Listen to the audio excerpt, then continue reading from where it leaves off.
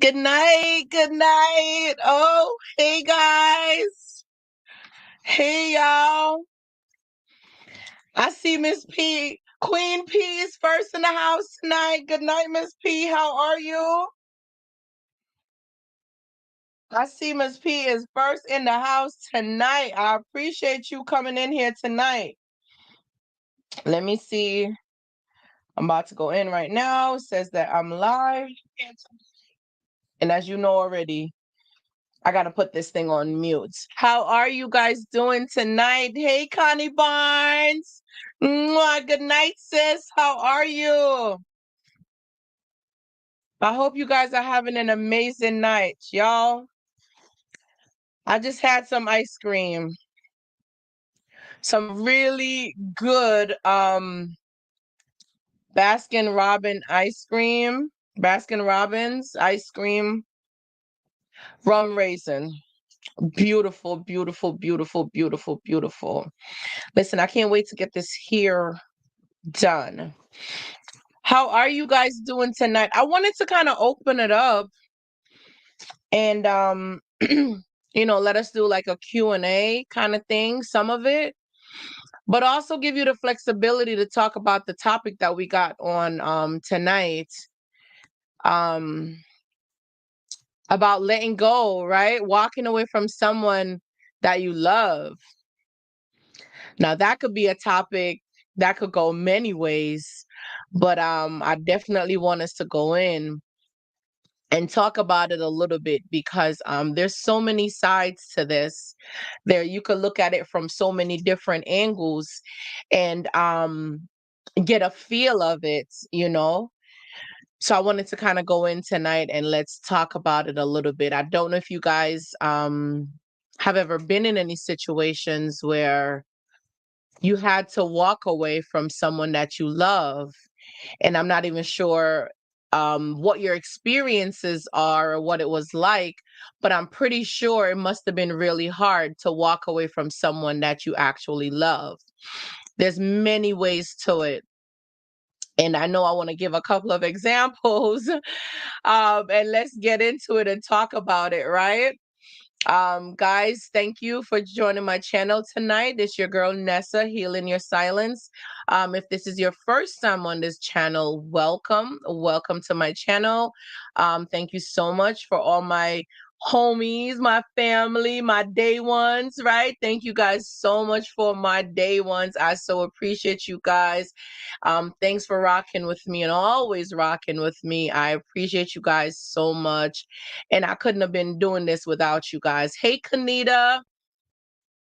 I know you always tuning in from the car, Kanita. I appreciate your love, sis. It's one of the most beautiful thing that warms my heart to see that regardless of, what you're doing, you're able to give love and support. And it means a lot. It is well appreciated. Thank you so much, Kanita. I do appreciate it. Thank you.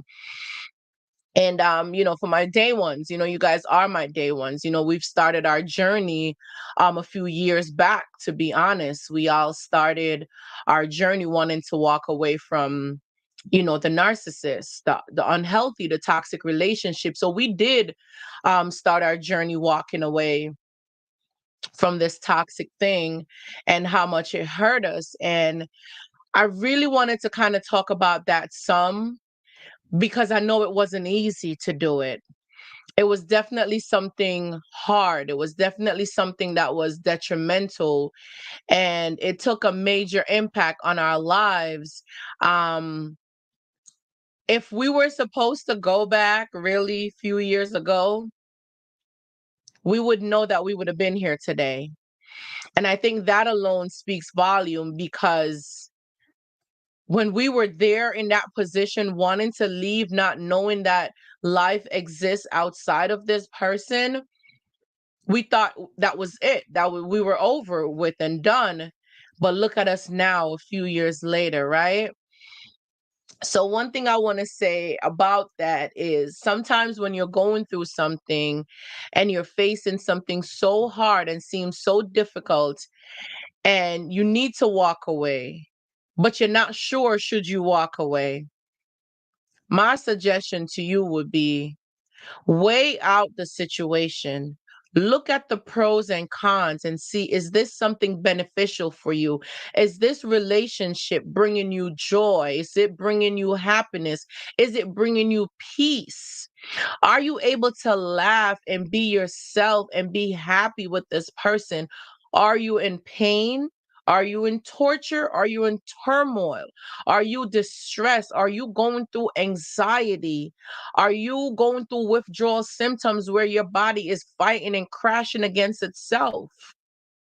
So, when you start to think about some of these things that you're experiencing in the relationship, it will help you to make a more informed decisions, right? It will help you to make a more informed decision. And love could be really a hard thing. Like, one of the thing about love is that sometimes it feels so hard and it feels difficult. But even walking, it's even harder to walk away from a romantic partner, someone that you're in love with, someone that you are emotionally connected to, someone who you have invested in and bonded on a spiritual level, because emotional connection comes through feelings. And remember, feeling is like that energy, that vibration, that longing, that feeling for that person. So your souls are being connected and you're creating soul ties and bonding with this person. So it definitely creates a romantic love relationship, that it can be hard to walk away from a relationship like that. And by doing so, you create this bond and you feel so connected to the person. So even if you're in it for months or for years, someone who truly felt love by you or with you during that time, it would be so hard to lose that person. But now, if you think about losing that person and breaking this relationship, it's devastating. It's heart wrenching. And maybe you don't want to put an end to this relationship. And maybe you want to hang in there. And maybe you want to stay grounded.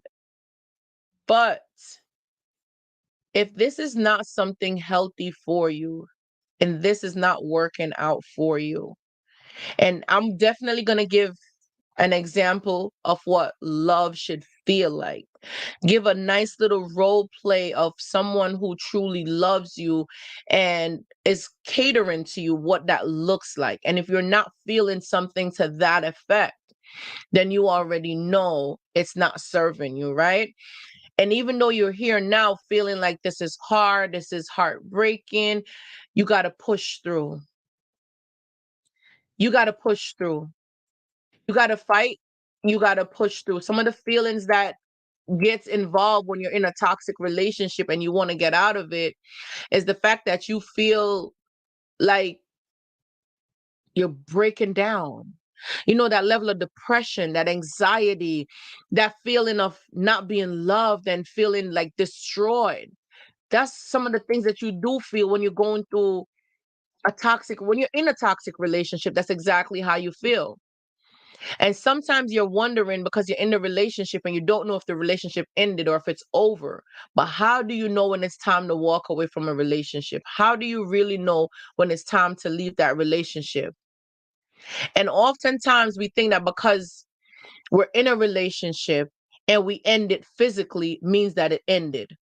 The relationship is not always, it doesn't always end because you physically end the relationship, because the aftermath, the thinking about that person, the ruminating about that person, the constantly having them in your thoughts and your mind, that stays with you longer. And there's ways how you can break that soul tie. And one way would be to fast and pray because it's spiritual. So if you understand it on a spiritual aspect, you will know that you cannot break that soul tie of your own strength. You have to surrender and give it all to God for Him to help you to break through that soul tie, because it's not something easy. It's really hard breaking that soul tie from this person. So when you start fasting and praying against the thing, Because you can pray and ask God to remove that feeling that you have for this person because they don't serve you no good. Ask God to give you the strength to be able to walk away and walk away peacefully, walk away knowing that you have your sanity. And yes, it might hurt later. It might destroy you. It might make you feel broken at some point in time. And yes, it's going to feel hurtful and painful. But this is a part of the journey. This is a part of the process. You have to go through these rough patches. You have to go through this part of stuff to get it out. Also, see a therapist. Talk to a therapist so that they can help you, so you can have an outlet, so they can help you to get through it, because you can't do it alone. And you need God to be there, to be your guide, to guide you and to protect you along the way while you're going through this. You do need his help and his strength, because oftentimes we go against what God has planned for us because we think we know it all and we think we have all the right answers for things. And a lot of times we don't. But God knows what's best for us. He knows what we desire, what our hearts desire. And he would not put you in a position to have your heart broken or to feel anxiety or to feel depressed or to feel like you're losing your mind. So is this relationship working out? How do you really know when it's time to walk away? When you no longer can be happy in that relationship, when you no longer know yourself, you don't know who you are, you've lost your identity. You're just pleasing the other person and you don't know who you are. You don't feel like a sense of belonging. You don't feel like you're thinking for yourself. You have your own thoughts. You can't make suggestion in the relationship. You can't put your input in the relationship because they're going to knock you down or going to make you feel little or going to make you feel small. So you can't share who you are. You can't share your perspective on anything in a relationship. And you don't know where you stand. You don't know if you guys are getting better, if it's getting worse. That's not a comfortable place to be.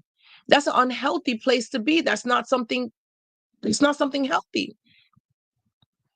But how do you know when it's time to leave or when it's time to stay or when it's time to just give up, throw in the towel, right?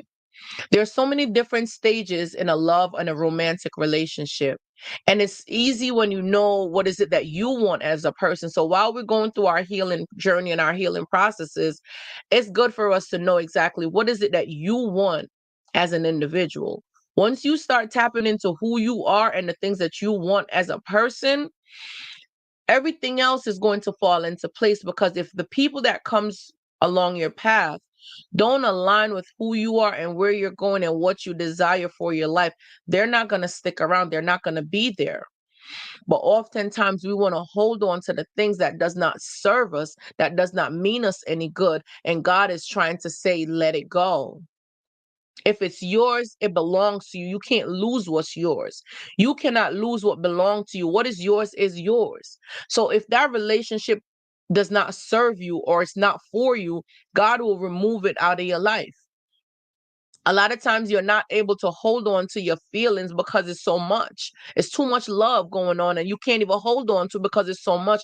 You got to let it go. You got to let it flourish. You got to let it go. But we know with the narcissistic person, it's not love. It's hot one day, it's cold the next day. There's a lot of inconsistency. There's no stability when you're in a relationship with a narcissistic person. Hey, Demetria. Good night, sweetheart. There's no consistency when you're in a relationship with a narcissistic person. One day they make you feel like you're the only person in the world and you matter most to them. And then the next day they'll come along and you're nothing. One day they're calling your phone and texting you and blowing up your phone constantly. And then the next day they're gone missing. They're nowhere to be found. That's how the narcissist operates. So they never give you a sense of partnership or feeling love or feeling like you guys belong together. but you want to hold on to this relationship. And a lot of times when you're holding on to that relationship, you are blocking your blessings. You are blocking the opportunity for the right person to come along, the right person to be in your life, because you're holding on to this person that does not serve you any good. And I remember I used to pray and ask God to fix the man that I was married to. I don't claim him and I don't call him my ex-husband because I don't take ownership for what I know is not mine.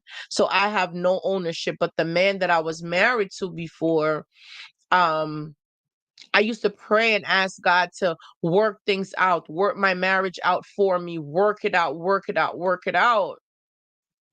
But then I used to wonder, like, why isn't God working it out? I'm praying and asking him to work it out, but he was working it out for my good, right?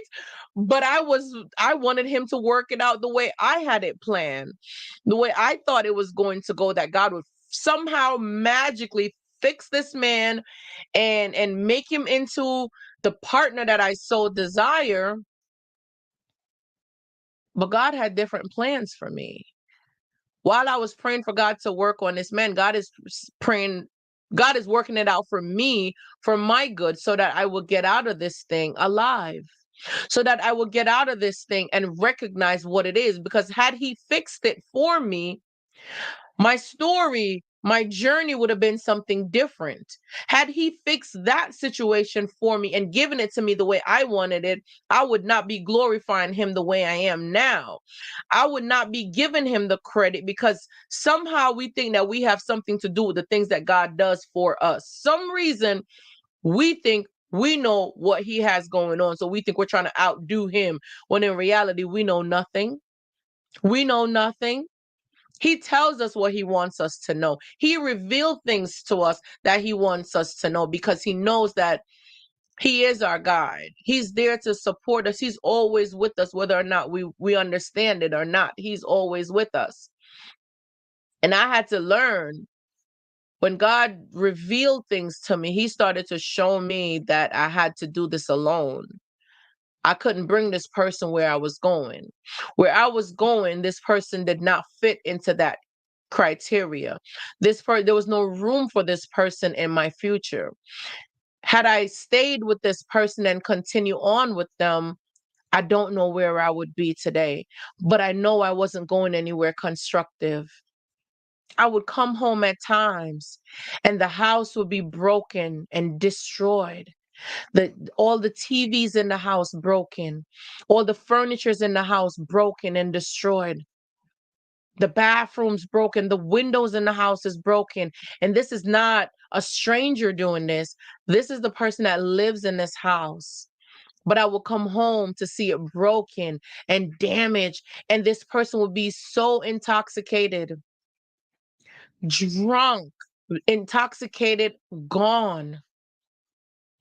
But I'm still praying for God to keep this in my life.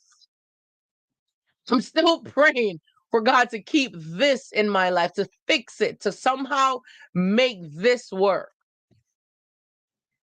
Being with a destructive person, someone who's not giving you anything constructive, positivity, has no ambition, has no growth, is not leading you anywhere. It's not someone who's constructive for you. It's not someone is sent by God to be in your life. Oftentimes we are holding on to the devil. We are literally holding on to the devil and asking God to fix this devil for us. God will do what he wants to do in his timing. And the longer you stay with these people is the more you lose your sanity. I'm being honest with you. I did not know that life does exist outside of the narcissistic person. Because when I was in it, all I could see is us living together and having a life together and working things out together. That's what I saw, because I'm just that person where I'm a family oriented person. I'm going to support my family and just to be there, and we work together as a team and we figure stuff out. That's just it. That's what I know how to do. But one thing God had to bring me back to realize is I don't need to change who I am because someone new came into my life. And I know many of you guys tonight that are watching it, even on the replay when you do watch it, what I've come to learn is that being an empath can sometimes seems like the hardest job to do, but we have to remember we do have a responsibility. Some people are givers and some people are takers. And while you are an empath and you give a lot, you have a given heart. Remember what God says, the measure that you give, you will receive back. And that's a part of life, that you have to give and receive. Don't hold on to everything and try to restrict it. Give and receive, so that this way the flow of life can continue on, because that's what we're here. We're in this flow of life and we're just here trying to figure out how does it work. Continue to be who you are.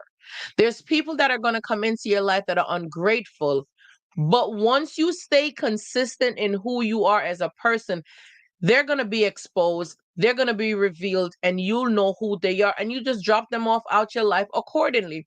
But don't change who you are because the people around you are not matching up to who you are and who you're destined to be. Do not change who you are because people come in and out of your life. Stay consistent, stay grounded in who you are, maintain your peace. This is something I live for, is my peace, my happiness, and my sanity. I don't negotiate that. I know I have my routine where I have to go to the gym. I have to get my therapeutic session going on because I'm able to function for my children. I'm able to function with the people around me. And I'm also able to function for my clients when you guys reach out to me for support and help. I have to be able to function. But when you're giving, sometimes you do feel depleted and drained, but it still doesn't change the fact that love is love. Don't change who you are. If you are a loving, kind person, continue to be a loving, kind person. Do not change who you are because other people in your life are not measuring up to you and to who you are as a person. Don't change who you are. Continue to be consistent, because when it's all said and done, your character, your qualities, who you are as a person is going to stand the test of time. And that's what matters most. And that's what's the most important. So not just to kind of bounce off too much and kind of move around too much, but just know that you are here for a very, very good reason. Continue to be consistent in who you are as a person, and trust the fact that whatever feeling that you're having and you're going through these feelings, they are valid and they are very important. There's so much more on the other side of this. There's so much more on the other side, and I'm definitely going to share with you guys about what it's like experiencing love and experiencing the type of love where when someone truly cares about you and respects you. Definitely, like I said, we're going to do that towards the ending, right? For example, when you're going through certain feelings, right? It's like, how do you know this feeling? Like, what's that feeling like of you losing someone? It's like you lost someone. It's like someone just passed away. They're no longer around. That's what it feels like when you need to walk away from someone that you love. It's like that devastating feeling. And even though you try to be strong or you try to be tough, the reality is it's heartbreaking. It's like you just lost a pet, lost a person, but this is somebody that you love.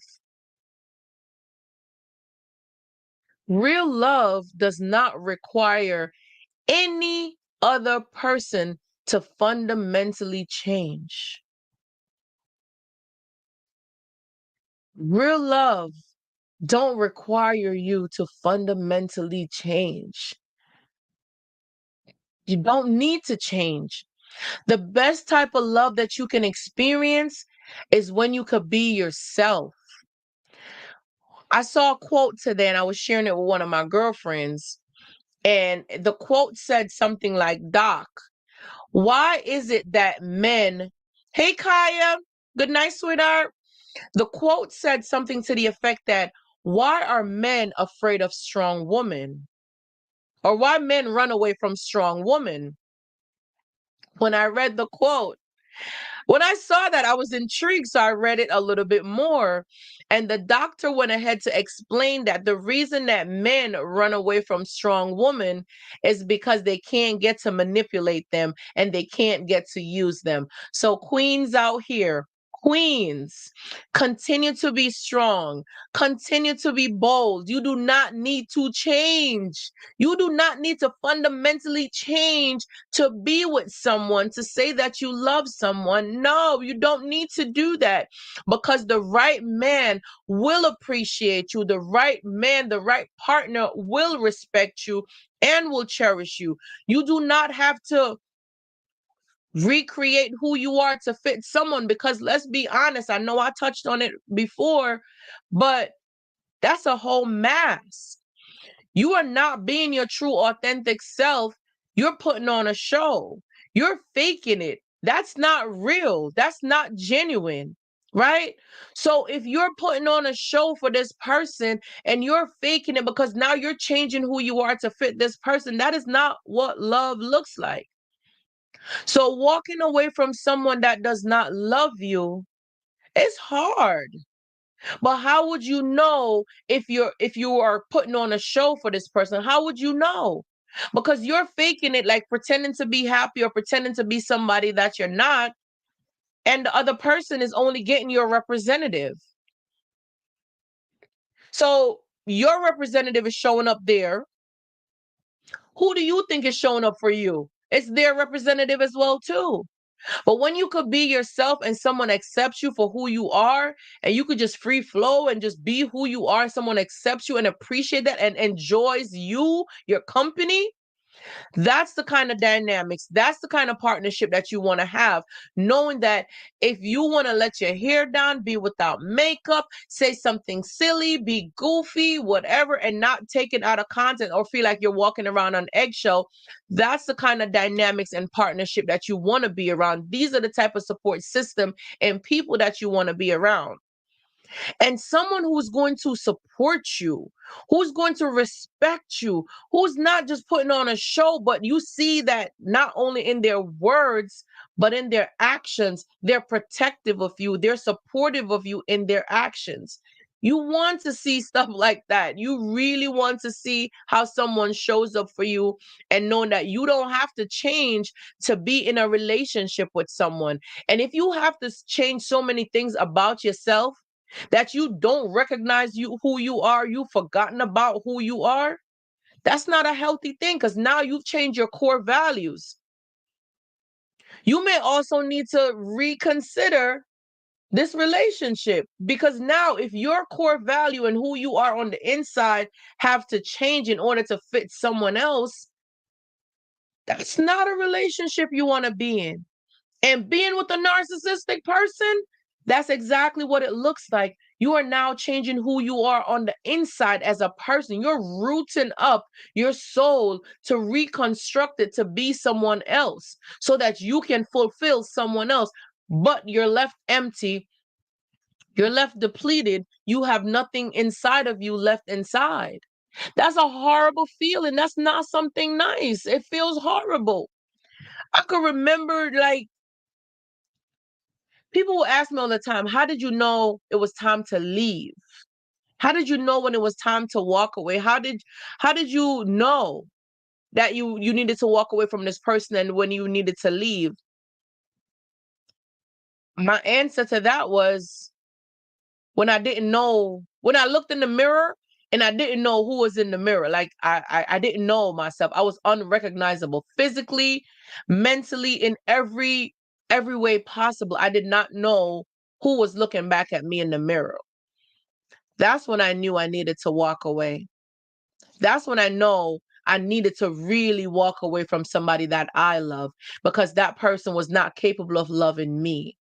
That person showed me no form of love the way I desire to be loved, the way I want to be cared for, the way I want to be treated. That person was not capable of doing it. And at some point in time, when you keep pouring your love into someone and keep giving, giving, giving, you're going to come to that halt, to that stopping point where you're going to have to pull back. and take a step back because you're not getting it back. It's not being reciprocated. It's not. And you really have to value yourself and realize that you have lost your identity. And that's something that I face.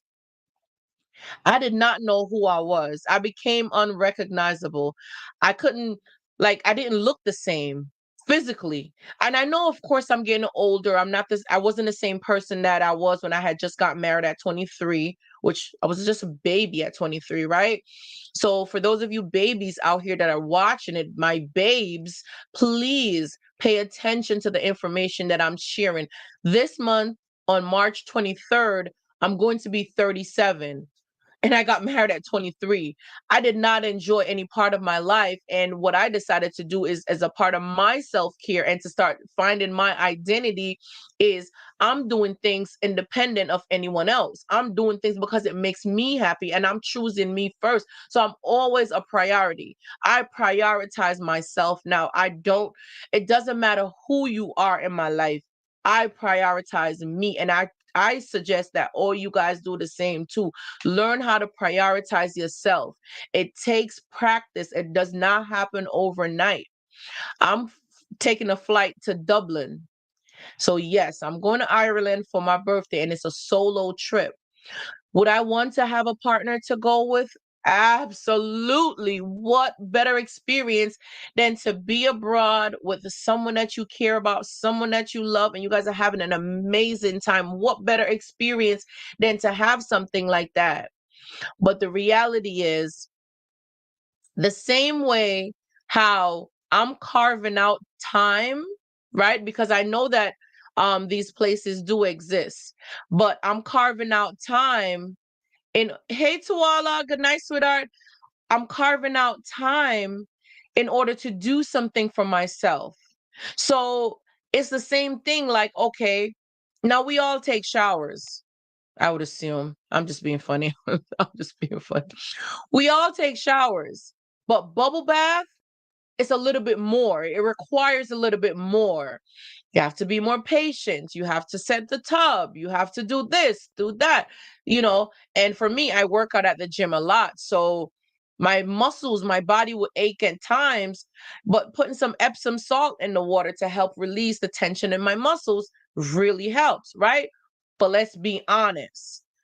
When you're in a rush and you're trying to get things done, you're not trying to think about a bubble bath. But I just want to use this example because when you decide to carve out some time to say, you know what, I'm shutting everything out, everyone out. I'm going to make a bubble bath, because this is something that I do with my clients as well too. We'll do bubble bath therapeutic session, and I'm not doing it with them, but we'll have that as an assignment or something to do, right? And you go and you take a nice bubble bath, just your soft music or whatever relaxation time, maybe some rose petals, maybe a glass of wine, maybe whatever it is. But this is you carving out time for yourself to have intimacy with yourself. You're just having an intimate moment with yourself, and you're getting to know who you are and tapping back into you as a person. When you're able to start loving yourself and tap into these things and get hey guys, when you're able to tap into these things and these parts of you, you're going to realize and you're going to know when a man is the same thing, same rules apply. The same way how you take showers every day, right? But then you carve out time for a bubble bath, which requires more. Let's now take the same behavior over to a relationship. The same thing when you're dating someone. Yes, you guys can talk on the phone every day, communicate. Yeah, talk on the phone or whatever daily, right? But you need to carve out quality time. You see how that intimate time in the tub looks like? Same thing. You need to create quality time with this person where you guys are actually making time for each other, being in each other's presence and in each other's company, because this is quality time that you're creating together to build a bond and build a strong relationship. These are some of the things that I would like for you guys to keep in mind when you start thinking about a relationship with someone, when you start thinking about the other side of this narcissistic abuse, because the side of the narcissistic abuse is to acknowledge that you're suffering, that you're not being loved like this, that someone is not carving out time for you to spend quality time with you. They're not doing it. And when you start recognizing these things, you'll realize that you're really and truly not being loved. And you do need to walk away from someone because you are not being loved. You are not happy at all. But if you don't start with yourself right now as you're going through this healing journey, if you don't start with yourself to see that if I don't carve out time for myself to do things for myself, why am I looking for a partner to carve out time out of their time to spend time with me? Make it make sense. But the more you carve out time for yourself to spend quality time with yourself, is the better it is for you to be able to know when someone truly is invested in you or if someone is playing games with you. You'll be able to decipher and know the difference between the two. And it will be much easier to walk away because now you are building up your confidence. You are building up your self-esteem. You know your worth. You're building on that. You're building and improving who you are because you found your identity. So now you know how to walk away from these things that does not serve you. And it will be easy to let it go and walk away because now you have made that decision to say, okay, I know what it's like. Yes, I don't feel like taking a bubble bath once a week or once every 2 weeks or maybe twice weekly. Yes, I don't feel like doing that because I'm always on the go. But I put aside Friday nights or Saturday nights that's the night that I want to take bubble baths or carve out some quality time, maybe take a class and learn something. That's what I want to do. So if a partner that I have cannot make time for me to carve out some time to find time to see me to spend time with me, this is not someone who's serious about me. This is not someone who's really trying to take me serious and take things to the next level. But if you're not doing these things for yourself, then you won't be able to recognize it when it comes. And you will be fooled again by the love bombing that they do because when they come on so strong, and let's be honest, they're trying to do so many dates and so many things, and it seems so wow and it's just overbearing.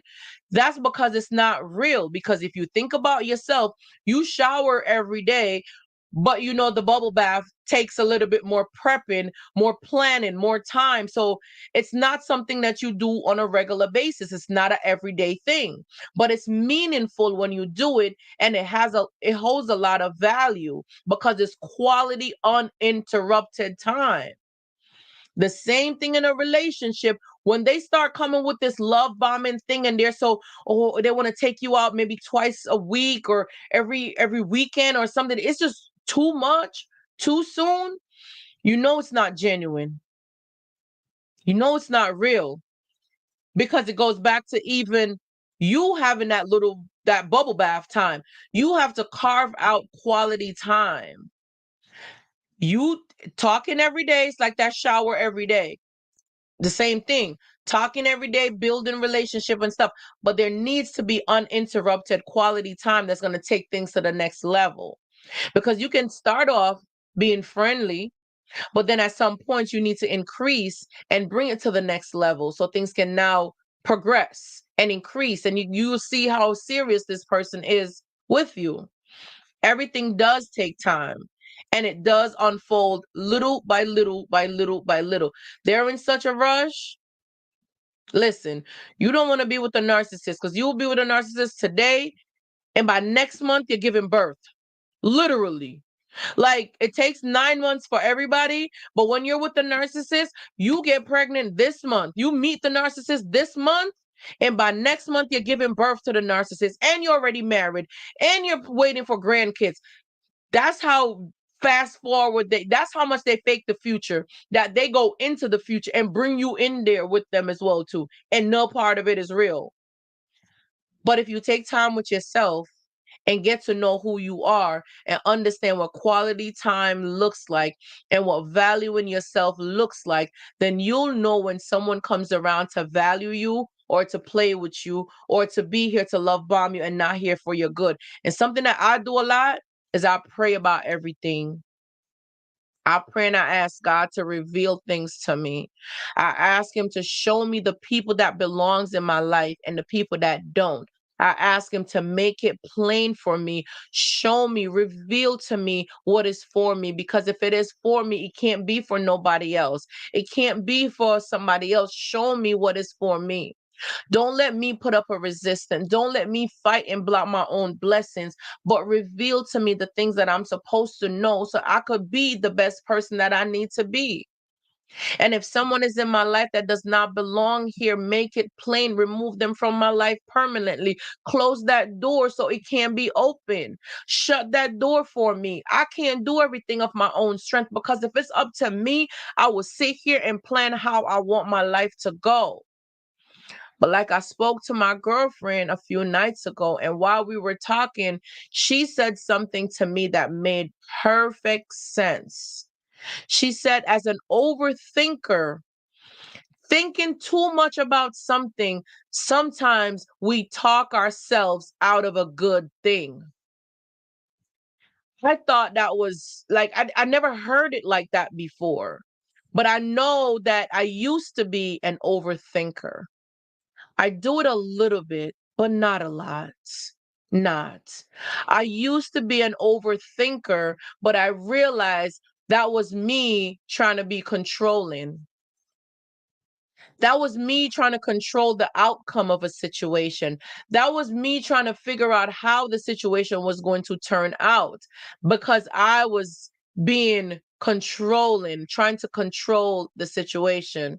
So I overthink things and I'm thinking that this is going to happen and maybe this and maybe that. And I'm overthinking everything. But when you leave things alone and you let God have his way and you let him play it out for you, all things work together for the good of them that love the Lord and are called according to his purpose. All things work together. So you don't overdo it, just let it be. All things work together for the good of them that love him and are called according to his purpose. And one thing you got to remember, you always win, you never lose. You can't lose something that's yours. You can't lose something that belongs to you. You cannot lose something that was destined for you. You cannot lose something that God has ordained for you. You can fight it. You can overthink it. You can overdo everything. But if that's for you, then God will give it to you. And God don't give you things to play around with. Don't be an overthinker, guys. Do not be an overthinker and think yourself out of a good thing. Don't talk yourself out of a good thing. And not only that, when you start to fear things, when you, even the narcissist, when you start to fear them and fear them, you create what you fear. You create what you fear. So you keep fearing that thing, because fear is the unknown. Fear is not real. Fear is an illusion of believing in things negative as opposed to positive. That's really what fear is. So if you start believing that what is for you, then you'll learn to let go the thing that was there. So sometimes it's so hard to get over that toxic relationship, that narcissistic abusive relationship, but it was not for you. The anxiety that you're going through, the depression that you face, the turmoil that you're going through at times with this narcissistic abusive relationship is holding you back from true happiness. It's holding you back from someone wanting to love you. And ladies, when a man loves you, you won't have to wonder. You will not be confused. You will not have to wonder if this man loves you.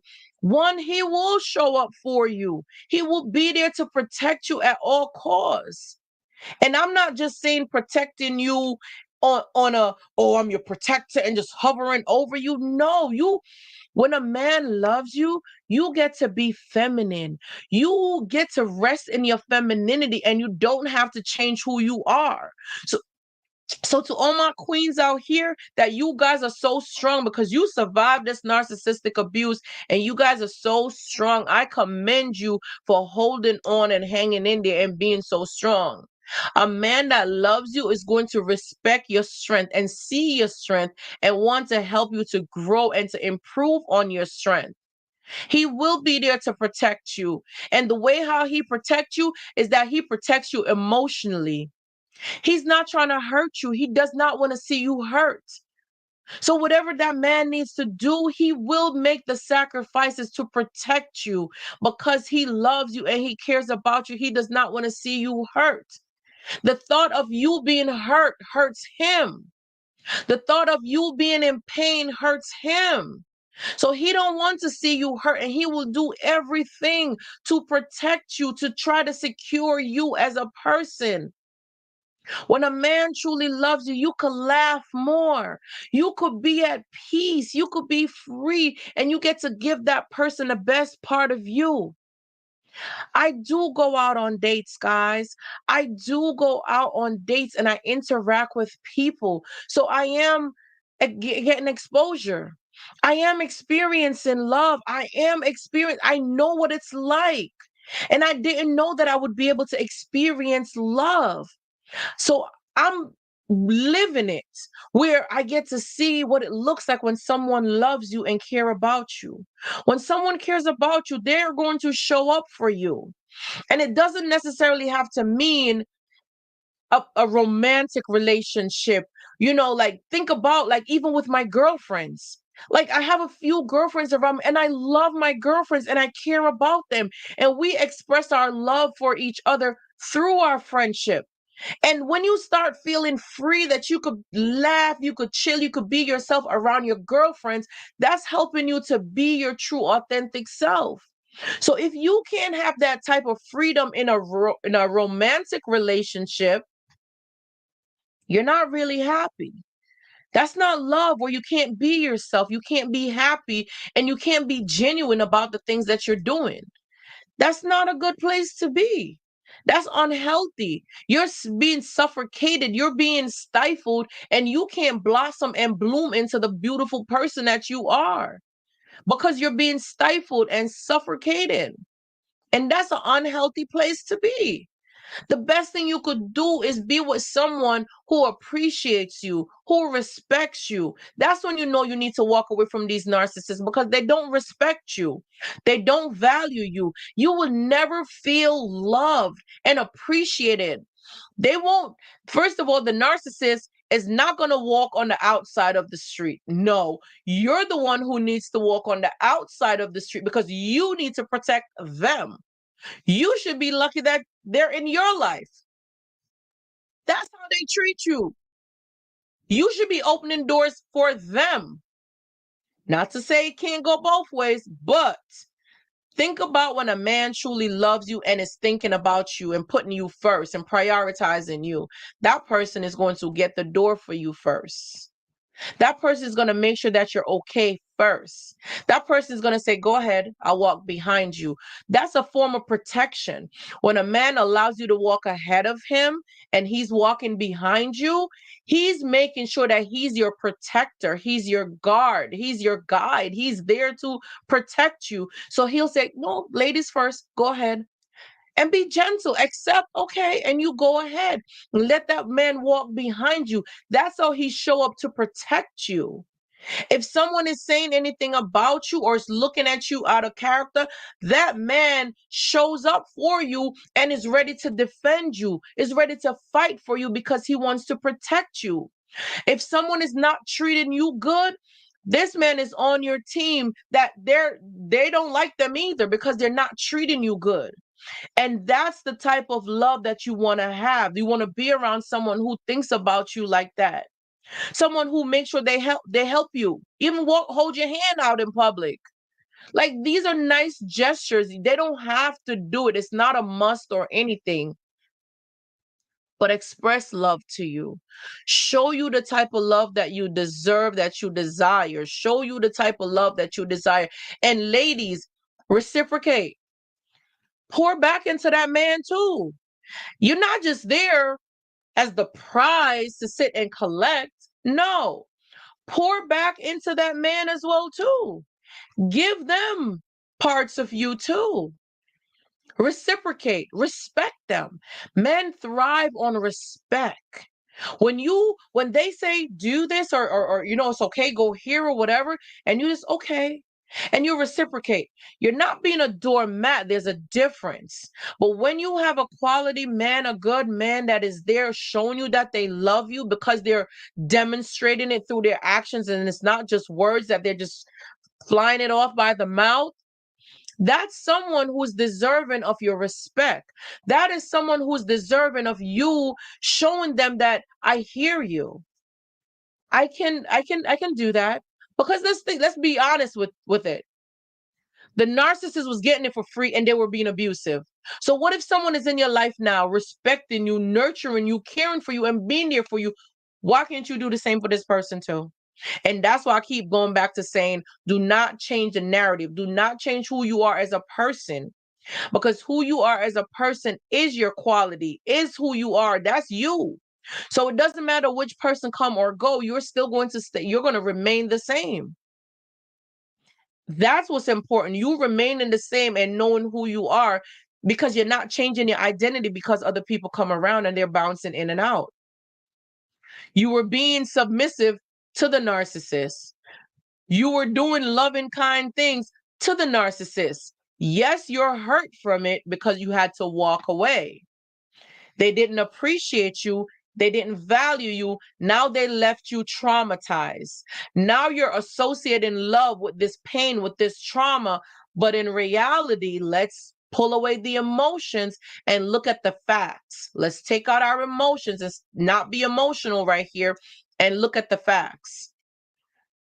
You still are a loving person. You are still that kind person. You are still that submissive person because it was you all along. The narcissist did not put a whatever to your head and told you to do it. Because of who you are, you did it. Find your identity. Get in touch with who you are as a person. That's what's going to stand the test of time, when you know exactly who you are, so nobody sway you.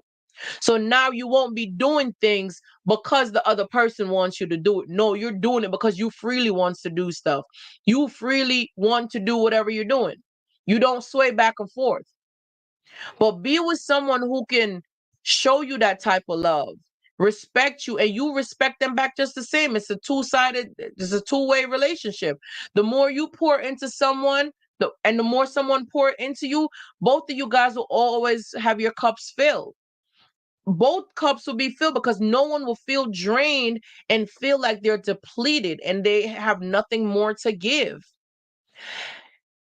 Being silly, having a partner who you enjoy their company and you're laughing with this person and you guys are able to be silly with each other, that is something to live for. That is something that is beautiful. You're going to have disagreement, but having a friendship first, having someone you can laugh with and be comfortable with, that's what's going to stand the test of the time. That's what's going to hold up when the days get harder, when things get tough and it gets difficult. That friendship that you guys have is what's going to keep the relationship glued together and help you guys get through the tough times and the challenging days ahead, because there are going to be days ahead. Of course, we could paint a picture of something being so beautiful and laughter every day, but there's feelings involved, there's emotion involved, there's going to have this disagreement. But guess what? Knowing that you have that partner that you could say, hey, we need to talk, and you guys are both honest and open with each other, where you guys can sit down and have that serious talk. So there's a time and place for everything. There's a time to be playful, there's a time to be serious, there's a time to plan life, and there's a time for business. There's a time to do so many things together. And there's also giving that partner space, giving them space to breathe. But you won't be able to give them space to breathe if you have not mastered your people pleasing tendencies, if you have not mastered your codependency traits, if you have not mastered your social anxieties, right? Not being able to socialize with people or being so attached to people, your attachment styles, if you haven't mastered those ones, or even your emotional insecurities, if you have not mastered these things, it's going to be hard to function in a healthy relationship. And you don't have to be an expert at it, but just learn and know how to navigate. Learn how to recognize them and be able to navigate between the two. That's something that's going to help you to be more successful in your relationship, right? So another way to know when it's time to walk away from a person that you love, right? Somebody that you love, is that it's not a healthy relationship to stay in because there's no respect, right? That your significant other does not respect you, and there's a lack of respect that your partner easily can demonstrate and display that to you at any given time. They have dominion over you, and they're dominating and having this nasty behavior. That is not something that you want to keep around. When they're abusive, when they physically abuse you and mentally manipulate you, abuse in a relationship is not something that's going to build anything romantic, because you're going to resent that person and you're going to pull away from them, and you guys are going to be bumping heads. You guys are not going to be united and bonded together. Instead, you guys will be clashing against each other, and that's definitely not something healthy to be in. Relationships like that tear you apart and it breaks you down, and this is not something that you want to be, especially sexual abuse. If your partner is sexually abusing you, that is something that's definitely a no-no in a relationship. And I know for the narcissist, they will have you doing things in the bedroom that is horrible, horrific. I've heard horrific stories that I couldn't believe that things like this really do exist. But yes, it does. The narcissist will have you doing crazy things in the bedroom and having you do things that it doesn't seem human. It does not seem human like. But guess what? If you don't know that it's abuse, you won't know how to recognize it. And it's okay to say no to your partner if you're not in the mood to be intimate or have sex with that person. You should be able to tell your partner that you're not in the mood to do it, and they shouldn't pressure you. You should not be pressured into having sex with your partner if you're not comfortable doing so, or if you're just not in the mood to do it. It's actually called rape. But don't let them convince you that because you're married to them or you're in a relationship with them, that it's not rape. It is considered rape because it's against your will. You do have the rights to your body. You do have the rights to who you are as a person. So, no. And when you find out that you're putting in all this effort into your relationship and you're not happy, that's a clear sign that you do need to walk away. When you keep pouring into this relationship, that's a clear sign that you need to walk away. You're not getting any intimacy. There's no physical intimacy in the relationship. You're making sacrifices for your partner and you're putting yourself last. You're not valuing yourself and you're doing all of these things for your partner. That's a clear sign to walk away from the relationship. Everyone deserves to be happy. Everyone deserves to be in a happy, loving relationship.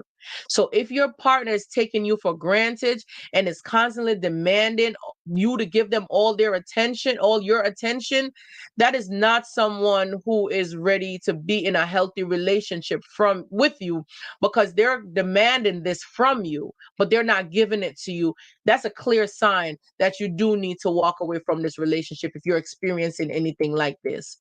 If your mental health, if your mind is unstable and you can't focus on a task or a project, and you realize that you're working on something but your mind can't function, you can't seem to stay focused on this activity, you're breaking down, your mental state, your mind is gone, you're struggling to find yourself, that's a clear sign that you need to walk out of this relationship. Not only that, if you're struggling with finding yourself again after you came out of a bad relationship, and seek some help, have an outlet where you could share this information, you could get it out so you could better yourself. Reaching out, finding help is better for you, because you're now you're not keeping it build up inside, and you're talking to professionals, you're talking to experts who knows exactly how to help you navigate through these experiences that you're having. It doesn't matter which way you want to go about doing it, but the greatest thing you could do is express it, get it out, let it out. And also start tapping into the different love languages. Dora Russell, good night, Dora. Yes, I totally agree. I didn't even realize I didn't put up any comments up here tonight, right? But here goes. Yes, Dora Russell says, because God is not the author of confusion, right? So if you're in a relationship with someone and you can't find, you know, any direction, you're confused. You don't know what's going on in this relationship. That's not something healthy. And love is when someone knows how to be honest with you, tell you the truth, whether or not you like it. Be honest with you, be forthcoming, and let you know exactly what's going on. Let you know where you stand in the relationship. That is love. Even if it's not what you want to hear, the the reality is, excuse me, the reality is that they're honest with you. They're being very transparent and very honest with you. And that is something that you can't ask for. You can't ask a narcissist to be honest with you. A narcissist will know that they do not want a relationship with you, but lead you on and string you along just to hurt you, just to break your heart, just to make sure that you're left miserable and hurt you. When someone loves you, they want to protect you. They want to see you win. And like I said earlier before, protecting you just does not just mean physically being there to protect you. No. This person cares about your well being. They care about your emotional, your state of mind, your mind. This is someone who wants to protect your mind. That's when someone loves you. They care about your well being. They know that you have been through some things. And it's almost like they're carrying your burden, but the reality is you have to be responsible for your actions. You have to be responsible for your healing. But having a partner who knows that you've been through some things and they respect you and they value you and try their best not to hurt you, but to protect you in everything that they do, and everything that you guys do together, that's the type of partnership, that's the type of love that you want to be around. Someone who knows how to protect your mental state of mind, who wants to nurture your mind, who wants to nurture your soul, who cares much about your well-being. Someone who gives and pours into you and is not just taken from you. That is not balance. That's an unbalanced relationship. But someone who knows what it's like to stand up for their partner, to be the front line, to give their life up for you, but also knows to nurture you, to cherish you, to comfort you, and to protect you, especially your mental, your state of mind. Because if your mind is not right, you can't produce for your family. If your mind is not right and you're not okay, you can't be okay for the rest of your family. You cannot be okay for anyone. Choose to walk away from people that does not serve you. Choose to walk away from people that does not respect you. Choose to walk away. Make that decision. I'm so sorry I'm triggering you, sis. But the reality is we have to get into the root of things and to heal from these things. The greatest experience is knowing that you're in the presence of someone who loves you, who cares about you. I went out today and I had a beautiful time with the person that I was out with today. An amazing time. We did some activities together. We went grocery shopping together. And while we're out doing and I'm sharing this with you guys because you know I'm very open about stuff, and I want you guys to understand that I'm doing the stuff that I'm telling you about. I'm experiencing it and I'm letting you guys know it is real. It does exist. We're out, right? We're out grocery shopping. And I remember one point. I held on to the shopping cart, mind you, because I do everything for myself, right? We've been there. We know what it's like. And I remember just holding on to the shopping cart, and I'm gonna push the cart. And he looked at me and said, "Wait, you want to push the cart?" And I said, "No, I want to push you." Just being playful because it's like I retreat to the things that I know, but I have to learn to be gentle, to rest in my femininity. But I also had a quick response because I caught myself, right? And I just held on to the cart, and he looked at me. He said, "Would you trying to push the carts?" And I said, "No, I just want to push you." So he said, "Okay." He hopped onto the cart, y'all, and his feet are off the floor. He's on the cart. And he looked back at me and he said, "Go ahead now, you can push me." And I started pushing him in the supermarket. That's playful. That's childlike. That's very friendly. You want to be able to interact with your partner, be playful. And remember, with the narcissist, we could not play with them. You can't play around with them and joke around and do these little childlike things, the pure innocence. You couldn't do these things with them. Someone opening your door for you, it's not a door person, but if someone is recognizing that they need to protect you. They need to make sure that you're okay. And it's the simple little things that matters, but these are things that are consistent. It's not a one-day thing. It's not just a one-time thing. It's not a listen, that's not what it is. So when you are with these narcissists and you can't laugh, you can't play around, they can't be gentle with you, they can't protect you. Another thing that happened today, I'm turning into a parking spot because I was the one driving at this time. And I'm turning into a parking spot. But someone kind of swerved around and put on their indicator for the same parking spot. Mind you, I'm just sitting here waiting. He's sitting right next to me and he looked over like this and just start like, what is he gonna do? Is because I saw he had on his indicator. What is he trying to do? He's trying to that's someone who wants to protect you. That's someone who's like, wait, is somebody trying to take out your what is he doing? But it's just that reflex of knowing that they're there to protect you. And that's the thing, how you know, and that's why sometimes a guy, guys, people be told, oh, they need to be a protector and carry on like this. You don't have to do that. Your body language, the way how they lean in, the way things pay attention, guys. It's not the one with the mouth. It's not the one that's running their mouth and anything.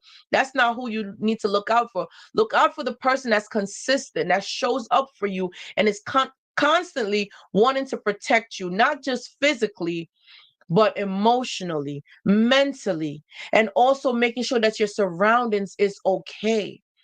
Having those experiences, I'm telling you, I thank God every day for my experiences, for my exposure, for the things that he's teaching me, because he's showing me that love does exist outside of going through these toxic relationship and these abusive relationship. Love does exist on the other side. He is showing it to me every day. And one thing that he's doing is protecting my heart. He's protecting my feelings, my emotion. And once God is protecting your feelings and your emotion, when he send that man into your life, that person also is going to come respecting you, and protecting your heart and your emotion. Let God do what only he can do.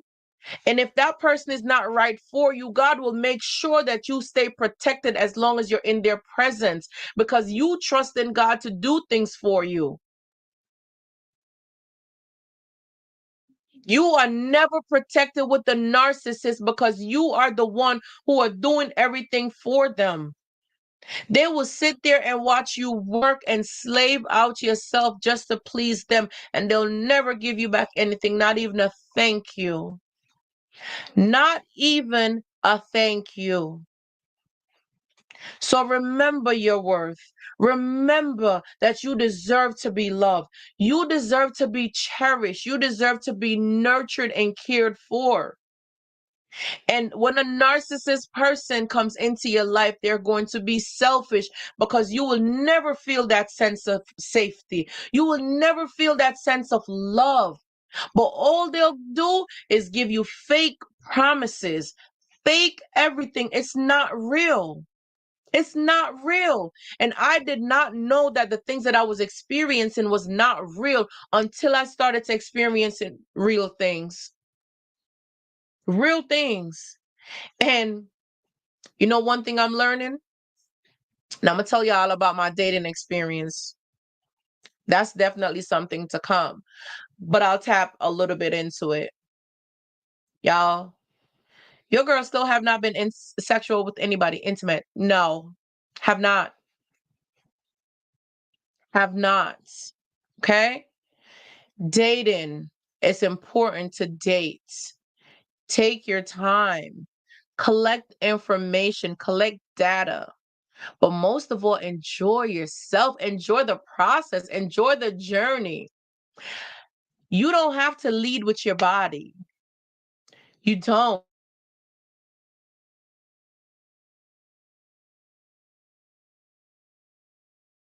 Oh, come on. I think my internet just got back. Is it back properly? Oh my goodness. Is my internet back, y'all? Can you type a yes in the comment section? Because I see myself back, but I don't know. I think my internet is acting up. Um, Let me tell y'all something. You do not have to lead with your body. Tell me about it.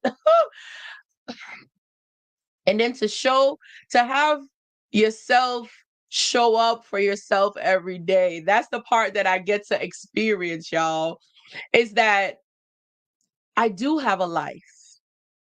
And this is something that I want to teach on at a later time, is that having a life outside of a partnership. When you are independent and you have your own life, you become mindful and aware of the things that you do and the choices that you make, right? So for me, and I'll share this with you guys, like I said, why not? I teach it, I coach people about it, I help them. Why not share it with you? I do real estate, y'all. I do have my real estate business where I buy properties, I flip properties, I renovate them, remodel them, rent them out. Yes, I do that. I'm also a life coach where I help people that have been through narcissistic, abusive relationship or trauma experiences. I help them. I'm a content creator. I create contents on my pages and I meet here once weekly so that I can, one, meet with some of my clients here and they watch some of these videos that are accessible to them on a replay on a weekly basis. So I show up to educate and teach weekly, right? Not only that, I'm a mom. I'm a mom of two beautiful young ladies that I enjoy their company and we get to sit and talk about things because I need to help groom them. So I do some of these things. And not only that, I physically know how to do construction. I can demo a house and rebuild it back. I'm not saying this to brag. That's not what I'm doing. What I'm saying to you guys is that I have a life outside of a partner. That's what I'm saying. So I'm not operating from a place of neediness. And when you're operating from a place of neediness, that's when the person sees you as a liability and not an asset. Right? Right. Be who you are and make yourself busy. Find hobbies, interests, things that you like to do, and start doing these things and get better at them. So you have a life outside of this person. So you don't, that's one of the ways you're going to overcome becoming a codependent person. That's one of the ways is where you start to rely on you for validation. You start to rely on you for things that you need that are necessary for you. And these are some of the ways how you're going to overcome codependency, is when you start having a life for yourself and doing things that you are busy with. I choose my own personal time. I choose my time. But a lot of times, even if I'm talking to someone, and this is something that I do and I could share it with you guys, is that especially on Fridays, at a certain time on Fridays, I'm no longer accessible at a certain time. It might be about 5 or 6 o'clock in the evening. I'm no longer accessible to not even my children. Like, listen, game off. Mommy gonna do her show and I have to talk with my family here. It's our time. So I start, getting my mind right. Sometimes I'll sit down and do my makeup because that's also therapeutic, doing your makeup, feeling all dolled up and pretty. And I'll sit here and I'll do my makeup and get myself ready for the show. I'm not accessible. Not only that, during the week or on every other day, I still am not on the phone with a man late nights. And my late night is 9:30. I'm not on the phone with a man after 9:30. I'm not telling you guys to do this. That's not what I'm saying to you. But remember, daytime hours, especially when you're getting to know someone, is important. Let them carve out daytime hours for you, create time for you, not when they're bored to call you. Because at late night, everyone is relaxing, calming down in a more mellow state of mind, and it leaves the room open to have a certain type of conversation late nights. And that also contributes to rushing into the bedroom sooner than you wanted to. Okay. So I'm just giving y'all a few tips. Like I said, I'm not telling y'all have to do any of this. This is me personally. I'm just sharing me with you with that. Right. But I'm not on the phone after certain hours because it's not something that I'm comfortable with. I personally, that's my personal time, in all honesty. That's the time where I know the kids are off to bed. I'm relaxing at that time. At 9:30, I'm winding down. It's my me time. It's my time at that time. Okay. And when you can set those standards and those boundaries for yourself, a man that comes into your life will respect your boundaries, and he won't push up against your boundaries because, one, if you send me a text about 8:30 and we didn't finish up our conversation at that time, or you send me a text at 9 o'clock, I'm not answering it. Okay, so my phone is in my hand and I see you text me at 9 o'clock, I'm not answering it. And that's just who I am. I'm just not answering it. I reply back to you tomorrow morning when I get up. That's all. And it depends, because I'm very respectful about what I do as well too. So say for example, if it's a night where I'm doing my show and you text me, even if it's like 7:30 at night, you text me, or 8 or 7:45 or anywhere around that time, I'm gonna let you know I saw that you text me, but whatever you need, I can't answer you right now. But I'll reply back to you in the morning because I already know that it's going to lead into the time where I do my show and it's already going to be late night. If I'm going to start opening up a conversation at that time, it only gets worse. Okay. So I make sure, as a form of communication, I communicate like, hey, I'm going to do my show right now. And I remember I did have this actual experience. So I'm telling you something that really happened. And the person asked me a few questions and I replied back and said, hey, I got your message. I'm going to do my show right now. It's going to be late when I'm done. So I'll talk to you in the morning. I'll answer your question in the morning. And that's just a respect. So when you know your standards and you have your narrative and you know who you are as a person, you're not afraid if people don't respect your boundaries because you're going to stand on them. You're going to stand on your boundaries and hold you to the standards that you feel comfortable, because you guys don't know each other. So if that person don't know who you are, you can teach them who you are. You can let them know who you are and how you operate. And for me, like I said, after 9:30, I mean, I'm like saying 9, but it's like, okay, 9:30. We're not on the phone at all. No.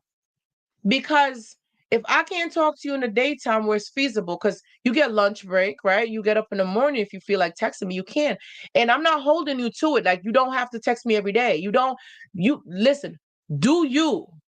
Show me who you are. Because a lot of times what we do, and that's the thing, when you become content in yourself, you know when to walk away from someone that you love. You know when to walk away when you become content with yourself and who you are as a person, because you got to be able to walk away. You have to be so comfortable with walking away from a person that your value, your standards, who you are as a person speaks volume over everything else. Over everything else. And that's something that I really wanted to share with you guys, is that It feels good when you know who you are and you love yourself so much that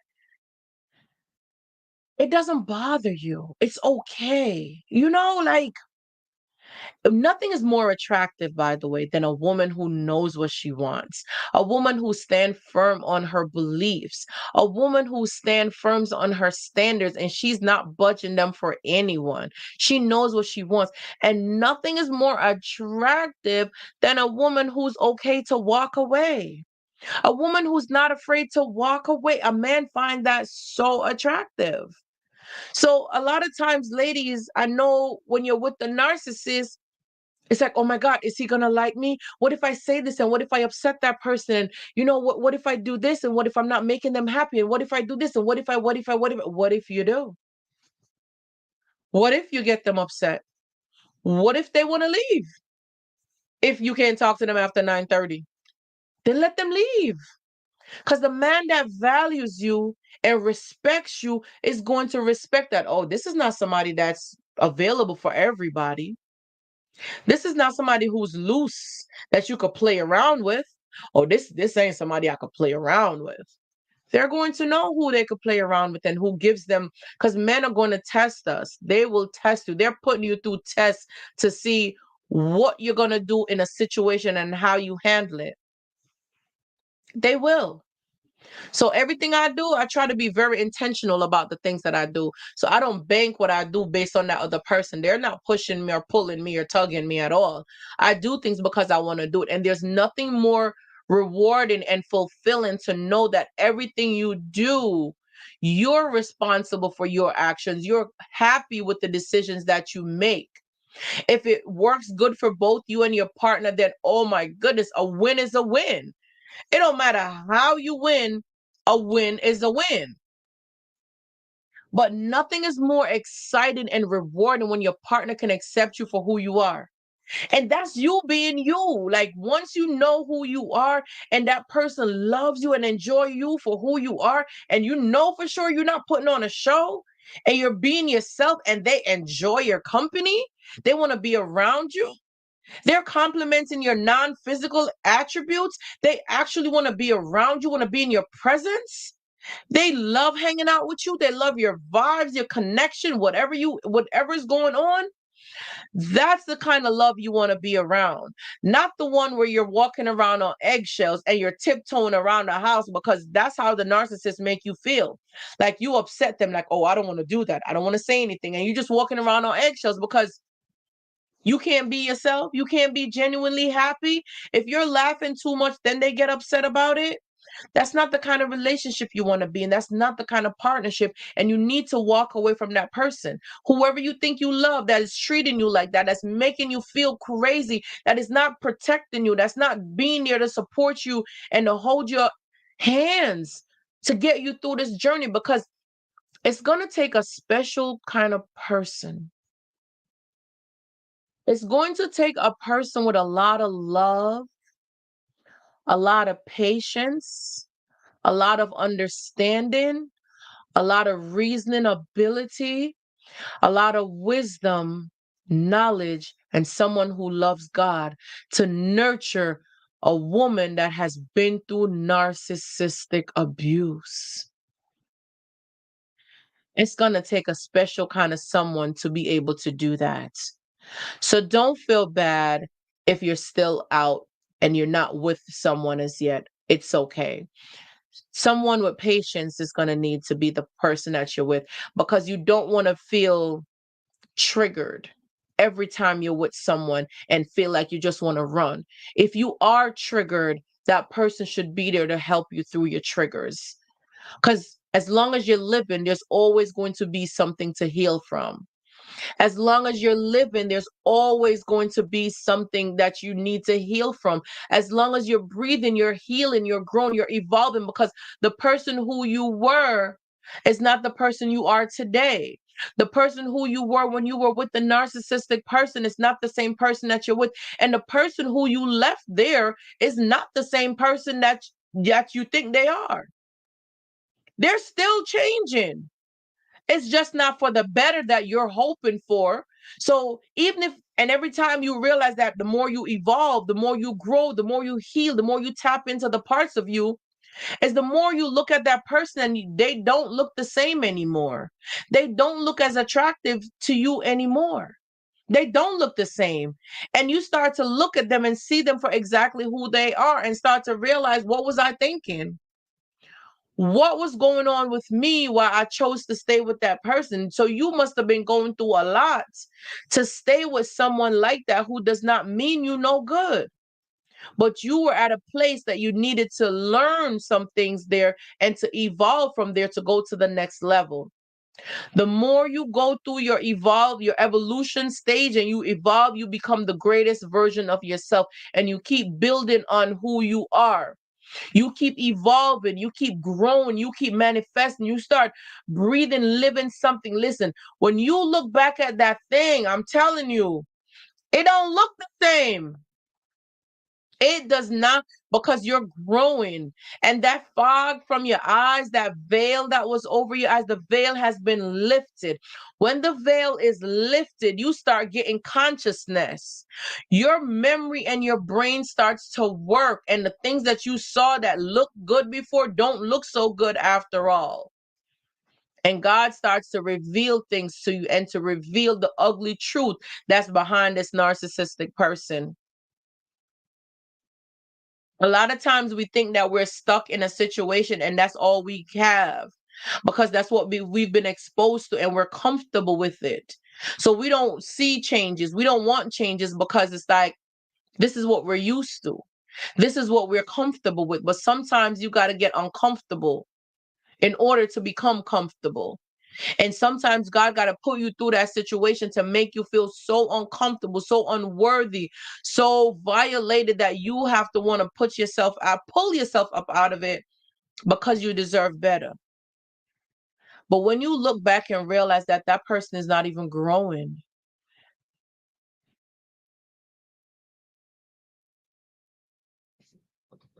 look at this. Look at this. Come here. That fog is a mess, sis. And when it clear, all you see is ugly. This. When I was coming off of that fog, nobody talks about that fog. Like literally, I have yet to hear anyone talk about that fog. Where your brain is really like, it's just in smoke. It's just in smoke, and it's just a fog, and you can't see, but you're in a push pull tug space at that time when that fog is trying to clear from your brain, and it's almost like, I need to get one to demonstrate, but I'll just do it.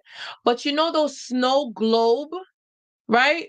The nice round snow globe that when you shake it up, all the snowflakes is going around. That's exactly what it feels like when you're pulling away from this narcissistic person, because all those feelings, those emotions, those high, lows, anxiety, sleepless night, I mean, insomnia, depression, like everything that your trauma responses, your fight and flight, everything that you're experiencing, they're all floating around. All the thoughts that you've had about this person, everything is just floating, and everything is floating around, and you're getting dizzy with it. While going through this, nobody talks about when all the things and everything is spinning and you feel like you're going to pass out because everything is spinning in front of you. Nobody really talks about that. But the reality is, when you're going through all that fog and everything and it's carrying on like that, guess what? Just like that snow globe, it's all going to settle. Sands. It's all going to settle. When it starts settling, guess what? The part of the healing that starts to trigger now is when you know that you have to go through each one of these snowballs that have settled and come to accept each one. Accept it, dispose of it, Accept it, keep what you want, dispose of the rest. Go comb through it. And that's when you comb through your emotions and you comb through your feelings. You start to comb through the experiences and things that you've gone through with this narcissistic person after everything has settled. No one really talks about that snow globe effect when that fog is messing up your head and you don't even know where tomorrow is going to go. I remember it within that first month when I pulled away. I think this was October 10th, and I had pulled away September 30th, and this was October 10th. And I just wanted to do something with my girls. And I took my girls to Red Lobster and we're sitting there eating. And I'm going to be honest with you guys. I was sitting there just being there. I was not there. I was mentally checked out. I was just sitting at the table with my daughters because I guess I needed to drive and I needed to pay for the bill and I needed to be a supervisor or something there with them. But I was mentally absent. I was not there. I did not know myself. I was just sitting there as a zombie. Like, I was a zombie. I was literally a walking dead. I didn't know myself. I couldn't make sense of what's happening. None of it made sense to me because all I could think about is how much this person is not real. And all I could keep thinking about is the fact that how are you not real when I could literally touch you? You are a real person. So is it that I'm going crazy? What is happening to me? That's that part of the fog where you're sitting down now. You got to sit in it. The part of the healing journey where you got to sit in it, that fog is when it's real. Nothing makes sense. It's spinning, it's going in circles, and you can't function. But you got to show up for your kids. You got to show up for your family. You got to show up. If you have a job to take care of yourself and to make ends meet, you got to show up on this job, but you're not present. You're not there. You're just a shell. You're just literally a walking zombie. I know what it feels like. I went through it. And I remember being rebellious because I'm like, if I can't take care of myself, if I can't be there for myself and to take care of myself, how am I going to take care of my children? How am I going to be there for them if I can't take care of myself? So, knowing what I know and knowing what I went through, the reality is it's going to get better. I went to therapy. But they just had me talking. They knew nothing about narcissism. They couldn't help me with narcissism. So I know God was the only one that was able to pull me through. He started y'all, he started to put me into trance. I did not know what that thing is, but he put a sleep on me and put me into a trance and put me to sleep and started to show me some things and show me some journeys that I was going to go through. He did some things where I would be crying on the floor and reaching out and crying out to him. And I could feel his arms embrace me. So he's letting me know that he is with me. He said, I will never leave you nor forsake you. His words are true. Isaiah said, my words will not return unto me void, but has sent out to do, but it's gone out to do what it was sent to do. Bank on his word. He said he'll never leave you nor forsake you. He's been giving me dreams, dreaming me dreams, showing me vision, showing me things in front of my face. Like I will sit down and he'll just flash a whole experience in front of my face and show me something. And then I'm just watching it play out a little bit later. Just what literally. So I know not to be afraid when God starts to speak. And I'm telling you guys the same thing. Learn how to spend quality time with him. Carve out time to spend time with God. He will reveal things to you. He will show up for you. He will do it for you. He said he'll never leave you nor forsake you. His words are true. I didn't know I was gonna be all right. When I was going through that fog, I used to think about it like, so wait, you mean to tell me that I'm really the good person? So I'm here thinking I can't live without you because you're mimicking me. So you're mirroring me. So that means all this time I was in love with me. I was in love with myself. So it's me all this time. Things started to make sense. I started to put it together. It's like, okay, then I started to track back his childhood, started to see what his life was like growing up, started to tap into this thing a little bit more because I realized that this is not normal. This is not normal what's happening here. But what is it though? I started to learn about the times when he will be arguing with me and that rage of anger, that ugly demon, that monster that will be standing over me. Because yes, he was taller than me, or he is, whatever, whoever he is. I don't own him, but he would stand over me, and the rage that he'll be talking over me and yelling in my face, and it's almost like a spirit popped out of him to do it. It was one of the scariest thing I've ever like. I saw it one time that I could really remember, but I know that rage, I've seen it numerous of times. But that level of rage where he was over me with that kind of attitude, but I wasn't afraid of the thing though. But it didn't look like him. It looked like a whole spirit was through him, in him. But remember, the type of spirits that we allow to nestle inside us to take residency. And wherever you water something, that's where it's going to grow. So they water anger. They're manipulators. They're cheaters. They're liars. They're watering these things, and obviously it grows. It grows into the monster that they are. And I will give you guys the same advice is if you're a loving, caring, good, kind-hearted person, continue to water that because whatever you water is going to grow. Whatever you water is going to grow. I listen, whatever you fear is what you create. So if you fear something, you're going to create that monster. So if you start to overthink and start telling yourself, "Oh, this is not going to work. This is not going to work. I don't know," and you create that monster. You're creating things. So learn more positivity. Start doing these positive affirmations. Start doing these positive scriptures. Read his word and know what he says so you could bank on it.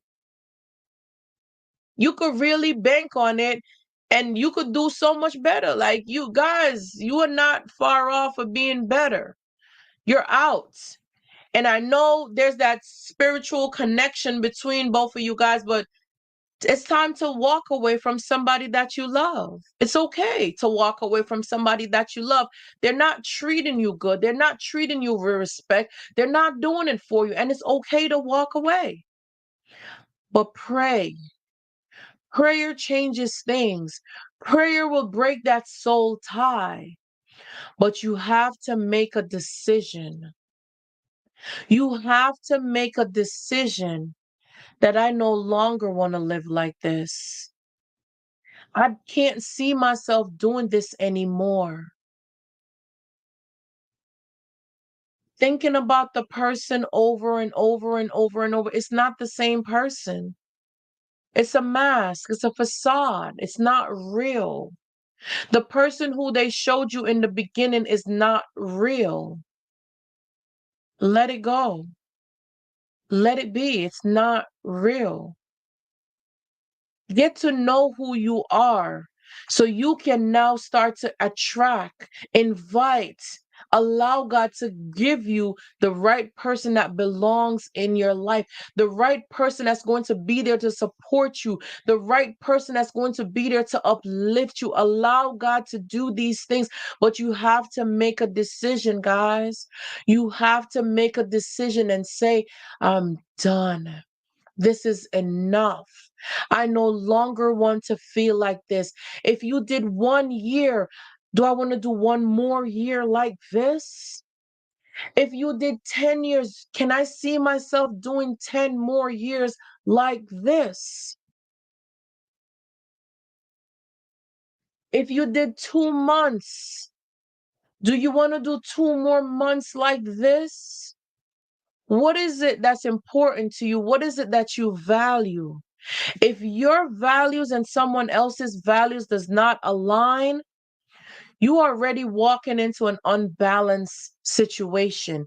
And you've dealt with it before with the narcissist, knowing that if something is unequally yoked, if it's unbalanced, it only sets itself up for destruction. It only deteriorates over time. So buying yourself some time to enjoy the time, it's not going to work for you. There's some things that are negotiable and some things that are non-negotiable. What's on your non-negotiable list and what's on your negotiable list? Create that list of negotiables and non-negotiables. So this way you can see if someone constantly keeps showing up on your non-negotiable list, then that's a relationship that you want to reconsider. That's something that you guys need to sit down and have a serious conversation about. Talk about it. Get to exercise information between your partner and have healthy communication. Set aside time to have meaningful communication, have meaningful conversation. Even after you're having laughters, fun, and joke and everything, set aside time to have meaningful conversation because that's what's going to help you. That's what's going to help you to have a more strong relationship, a more healthy relationship. That's what's going to be beneficial for you in the long run. The more honest you are with yourself is the better you could be in a relationship.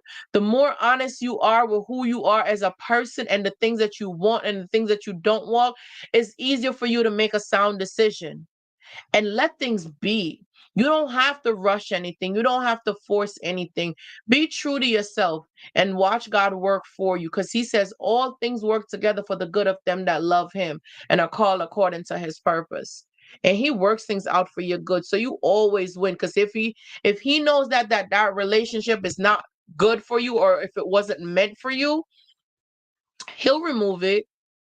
He'll take it away from you. He'll take it away. If that relationship is not serving you or it's not for you, God will remove it and he will take that relationship away from you. So don't worry. God will deal with it for you. He will. You don't have to stress yourself about anything. Don't.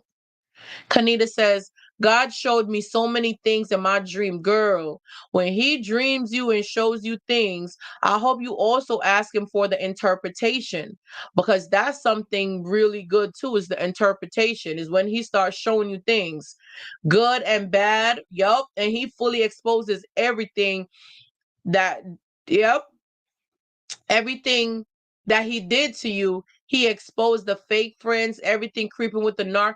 Listen, when God does it, it's done. When God does it, it is done. I totally agree. And you said the rage was the most, and it was over nothing at times, right? And something worth getting angry over. But that's one of the things that they really do is that in order to control you, it's a part of their tactic.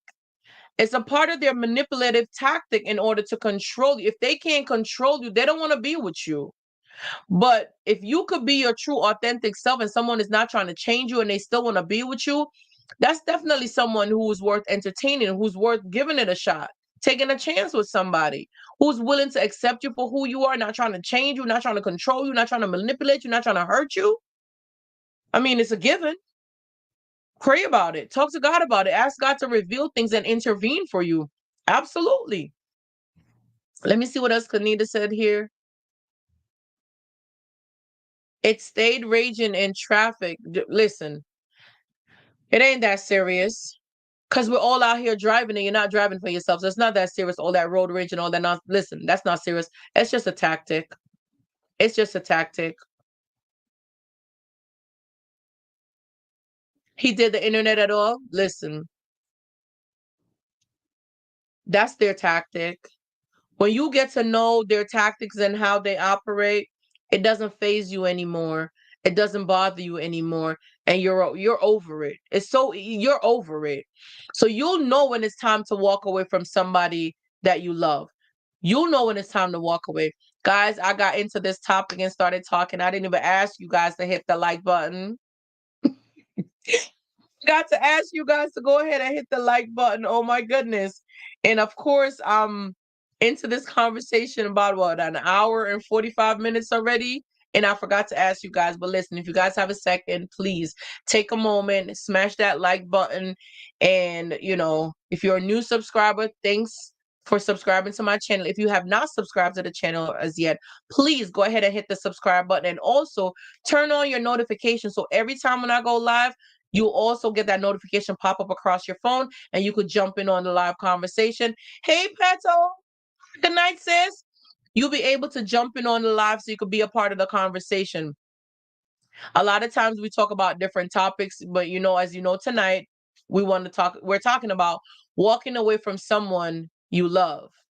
Sometimes it could be really hard, but God knows the plans that He has for you. He knows the thoughts that He has for you, and He knows the things that are best for you. So if God is removing someone out of your life, allow Him to do so, because the longer you keep that person in your life, especially my ladies, my queens in here tonight, right?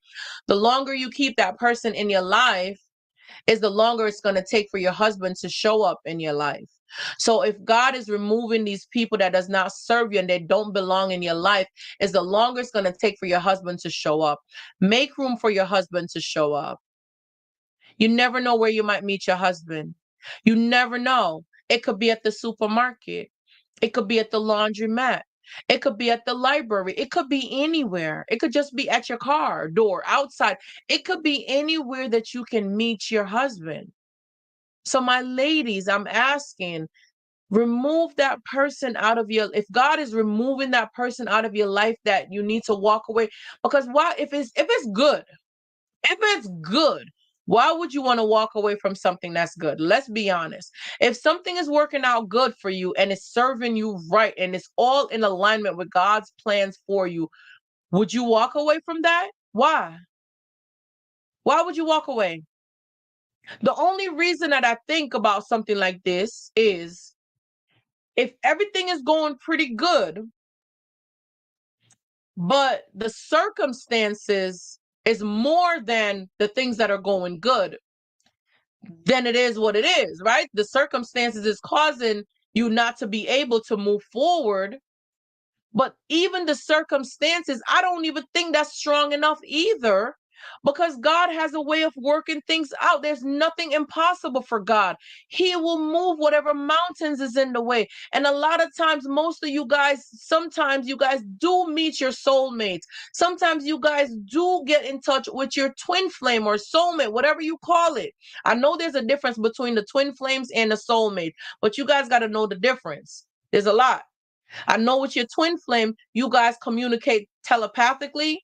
You guys are on the same wavelength, and a lot of times you guys are experiencing the same thing same experiences in life.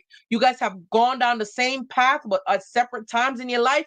And sometimes God will bring you guys together and allow you guys to meet, but then separate you because you guys both have some work to do, and then will bring you back at a later time when it's right to do so, because now you're on a mission for God, not for yourself. You're on a mission for the purpose.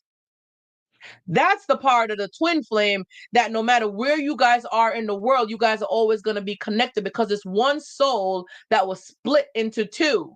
So when both of you guys come together, it feels like you guys are at home with each other. You guys feel at peace with each other. You guys have an undeniable love and connection that you cannot explain. That's that twin flame. Now, your soulmate could be even a friend, even a family member could be your soulmate, because that person is that you guys soul connect, you guys vibe, you guys get along pretty good, and your soul is okay with each other.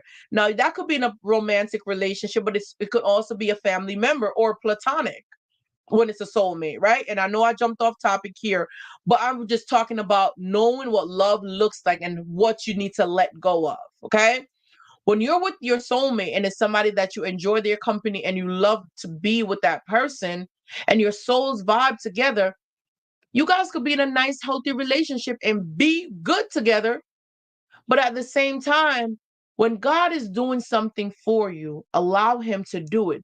Sometimes He'll bring the people in your life, and if they don't mean you no good, He will remove them. But how would you know if you're trying to consume the thing, if you're trying to restrict the thing and not allow it to blossom and bloom? Again, be with someone who nurtures you, who protects your mental state of mind, who wants to see you win, who wants to protect your mind, your feelings, your emotions, your thoughts, everything about you. This person wants to protect you. And likewise, you want to protect that person as well too.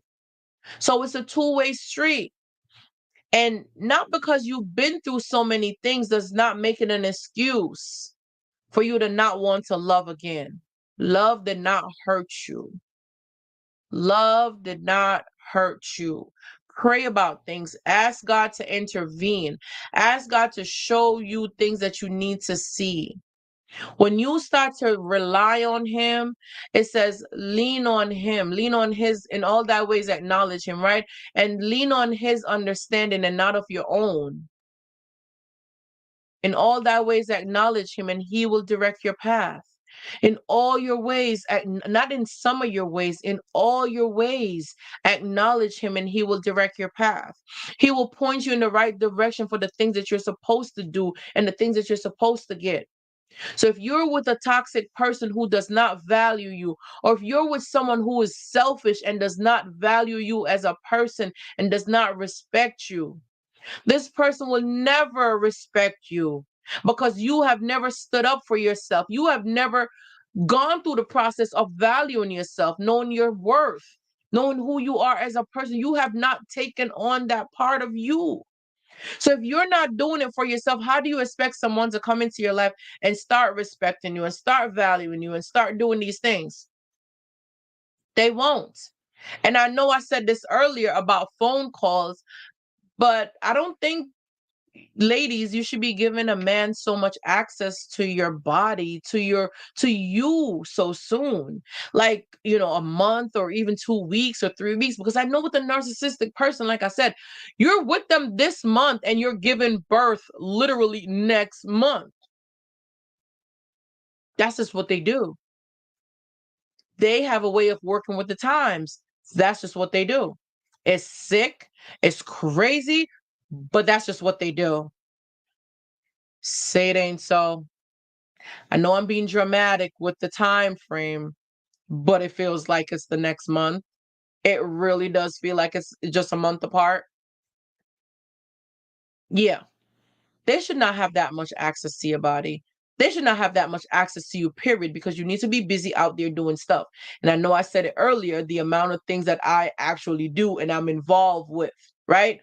Real estate, coaching, content, my children, and people around me, and doing businesses and doing things. So I'm actually busy. I'm not making it up.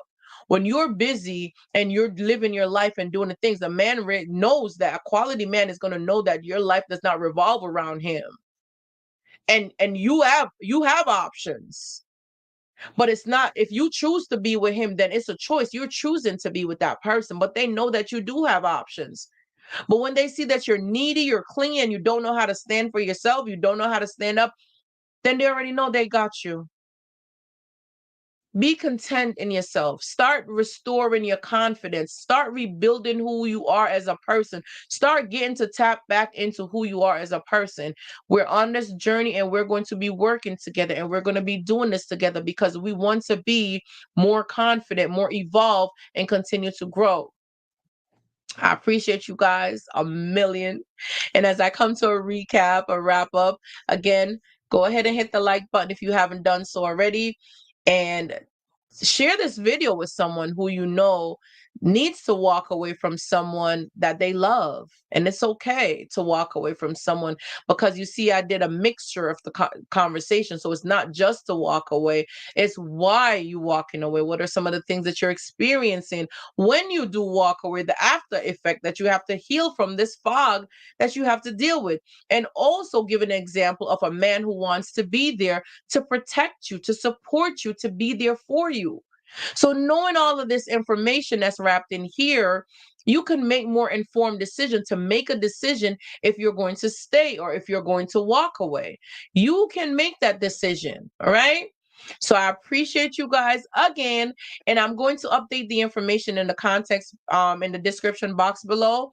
My email address is healingyoursilence@gmail.com. You guys can call me on the phone. It's area code 516-770-8697. I probably should make it in a tab across the screen. I think that would be much better.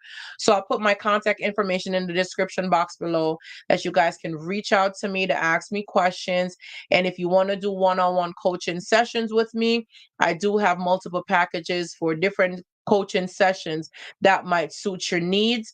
And we can get through this process together. Let's rebuild back our confidence, guys. Let's be more confident. Let's be independent. Let's be not independent in the negative way, but interdependent with your partner. So being independent and getting to know who you are as a person, but then when the right partner comes along, you know how to be interdependent and not continue just to be by yourself, but you create room for that person to be in your life. Let's understand what emotional security looks like. Let's get emotionally stable. Let's get mentally stable, financially stable, physically stable. Let's get stable all around so that we could become our greatest self, right? That's it. That's it. Let's get better so we could become better and we can operate at our highest self. We could operate with confidence and know our identity. When you know who you are and you have your identity, it speaks volume. You are not running behind no man, chasing no man. And guess what? I don't even think a man should be chasing you either. He should be pursuing you. And by pursuit, he needs to show up and show you that he's interested in you. Call you more than text. If a guy who constantly keeps you on the texting, he's not really interested in you and he's just taking you on for a ride. But if that man picks up the phone and he calls you, you guys are, the text should be only to set the dates or set plans. That's really what texting should really be about. But let them pick up the phone and call you and you guys talk about things and have deep, meaningful conversation. There's many levels to this thing, but you reciprocate. You could call them too, but allow a man to show you what he'd rather do with his time. Let him do stuff. Take a step back. Learn to give the man some space because what you do in the dating phase, when if you guys decide to get married, it only multiplies. So if you're the one pursuing this man in the dating phase and you're the one who's initiating things and you're the one who's constantly taking the lead, and in the dating phase and in the relationship, what do you think is going to happen? You're going to be the one dragging this relationship and bringing. But no, learn to have meaningful conversations and you guys both talk about things.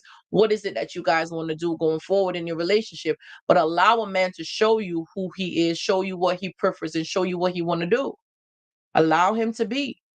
This way, when he makes an informed decision and he chooses you, you know that was all his decision and you didn't force his hands or tie his hands in order to make a decision. Now you know that's a sound decision and a man who really chose you and you chose that man as well too. So y'all both chose each other. That's the kind of dual dynamics type of love relationship that you want to have in your life. Pray about it. Talk to God about providing you and sending you that romantic relationship that your heart desires and he will come through for you. It might not be who you think it's going to be, but God knows who's the right person for you, who you actually do need in your life. Maybe not who you want, but who you need in your life. Because, like I said, after going through narcissistic abuse, you're going to need a partner that's patient, need a partner who's understanding, need a partner who knows how to protect your mental, physical, your emotional state, protect you in every way. No, I'm not going crazy about the provide. Oh, he got to provide for you. He got to do this. When you're doing for yourself, a man that provides for you, that's a bonus. But if you're already taking care of yourself and a man takes care of you on top of taking care of yourself, that's a bonus. But a man will take care of a woman that he sees that's doing for herself, that's trying, and he wants to be there and to show up for you. So do for you because it matters to you, not because you want somebody to come on and take on you as a responsibility. No. You be you. You continue to be confident in who you are as a person and continue to build yourself up. Because confidence is not on the outside. Confidence is not the things that we wear or do on the outside, but it comes from within. It comes from within. And I'm gonna leave you guys with that for tonight, right?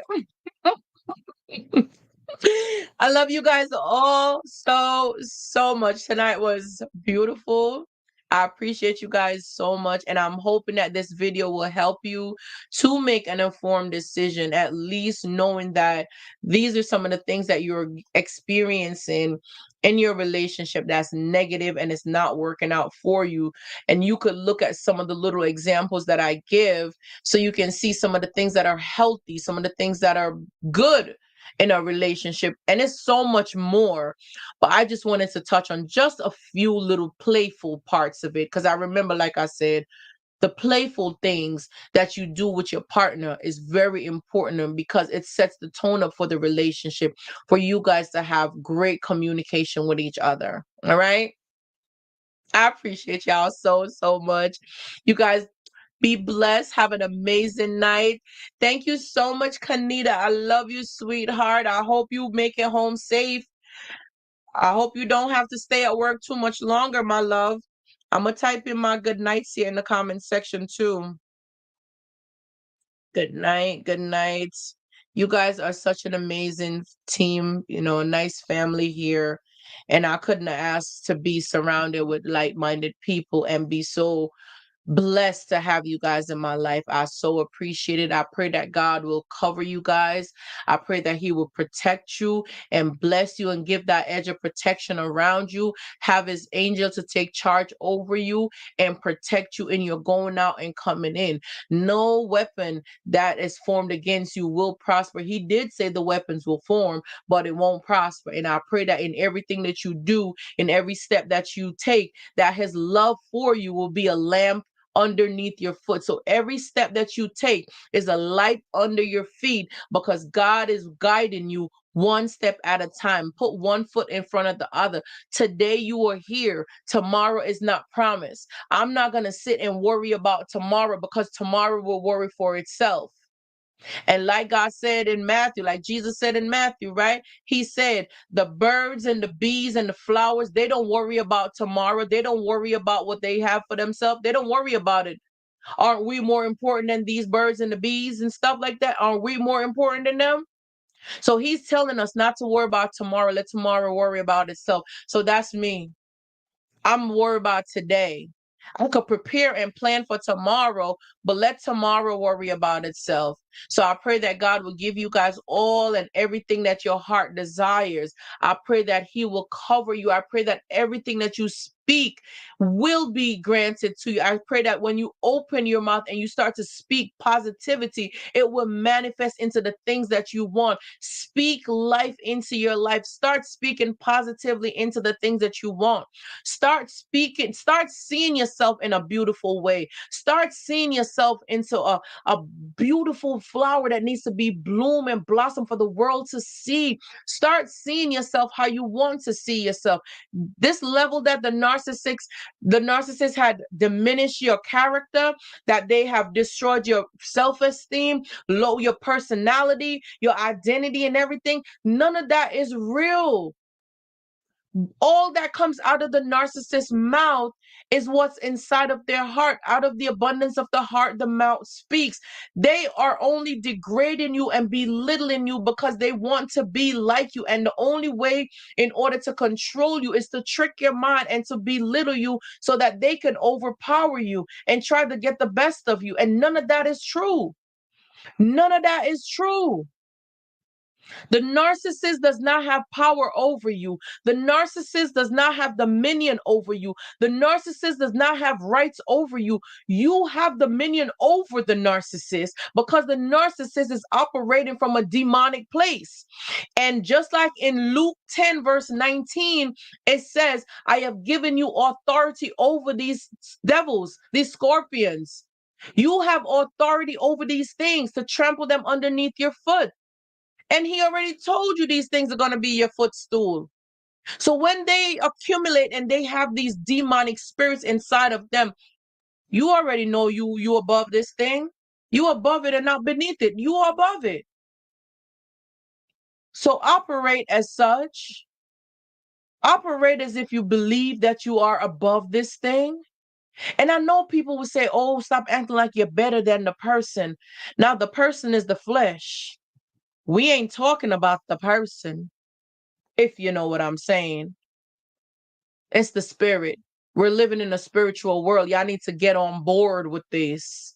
When you start seeing things through spiritual lens, the physical that's playing out does not impress you.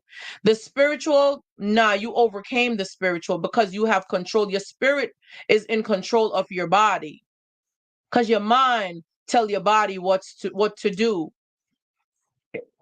Listen, that's a whole topic for another time. You guys, you got this. I believe in you. I know you can do it. Don't give up. You have gone through a lot, and there's a lot more to go through. So buckle up, fasten your seatbelt, and get going because you got a lot more to do. So not because you went through that and it was so hard, you think that everything else is gonna be so smooth sailing. Let me tell you, y'all better get ready for the fight. Y'all better get ready for the fight. When God start working and manifesting and making your dreams come through for you and working things out for your good, the devil is going to put every obstacle in the way to make things not go the way they're supposed to go. But God's plan supersedes man. God's plans supersedes man plan. And somebody, one of my girlfriend again, because I be talking to great women, okay, great support system. One of my girlfriends said, if you want to make God laugh, start planning, make a plan and watch God laugh. His plan supersedes man. His plans supersedes man. So remember that. Remember that. So whenever you see you have things going so good, but for some reason there's an issue there, there's a problem there, there's something there that's holding it back from being fruitful and successful, let me tell you, it's because it's bigger than what you can handle. It is bigger than you. It's bigger than you because God's hands is in it, and he is going to war with the devil for you. It's a war for you.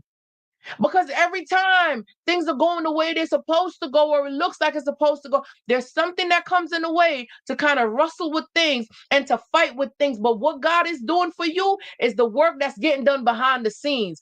You ever know when they're putting out a movie?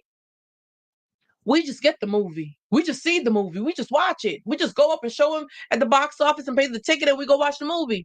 Or some of us watch it on the bootleg. Okay? But that's not the point. The point is all the filming, all the production, all the money spent, all the failed attempts, all the lines that were messed up, all the work that was getting done behind the scenes. And nobody knew the sleepless nights, the sleeping in trailers, the doing things. Like nobody know the magnitude of things that went on in the background to make the movie happen. Prayed up graves. Who that? Nobody knows the magnitude of what goes on behind the scenes. And the more they realize that what's happening behind the scenes is because God got something great for you on the front line. So if you need to walk away from that relationship that does not serve you and is not working out for you, allow it to go. Allow God to remove the things that does not serve you. Allow God to take it away. I've been running through your mind all day. Allow God to move the things away from you that does not serve you. Okay? Allow God to do that for you. You are worth it. He will do it for you. He's done it before and he'll do it again. All the work behind the scene is because God is actively working it out for your good. That's why you're going through these battles. That's why it seems so stormy. That's why it seems like it's rocking and it won't get right. And when can you just catch a break? And it's just one after the next, after the next, after the next. But you were built for this. Don't give up now. Don't give up now. You have come thus far. Let it go and let God have it. If you have to cry about it, by all means, you have feelings, you have emotions, you're allowed to cry about it. Go through it. It's okay. Let it be. Let God have his way with you. These obstacles, these challenges that are coming up, give it to God. Because He's already behind the scene working on your behalf anyway. Give it to Him. He'll work it out for you. He always do. You might think that He's not coming through for you, but He's always on time. When you hear word about something and you're going crazy about the situation and can't seem to figure it out, and you're stressing out yourself and you're overthinking it and you're losing your mind and blah, blah, blah, blah, blah, He works it out for you just in time. He works it out. That's the part that I live for. That's the part that I bank on. Because I will see the fights and I will see the storms and I will see the obstacles. And I said, God, I give it to you because this ain't my fight. You said the fight is yours, but I'm going to reap the reward. Okay. And I look forward every time to reaping every reward that God has for me. So I pray the same for you guys, that God will start to manifest and show up in your life once you continue to trust Him and to allow Him to be there for you. You guys, I love you all so much. I appreciate y'all. I appreciate y'all. Have a good night, y'all. Good night. Good night.